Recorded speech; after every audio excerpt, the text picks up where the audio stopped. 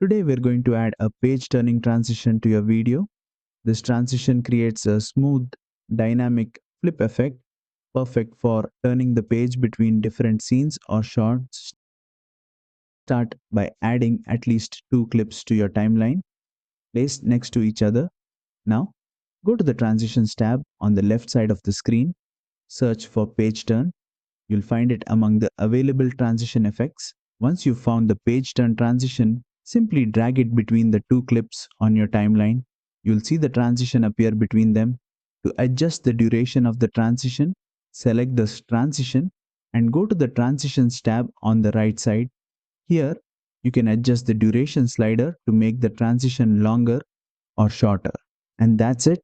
You've successfully added a page turning transition to your video, giving it a smooth and stylish flow from one clip to the next.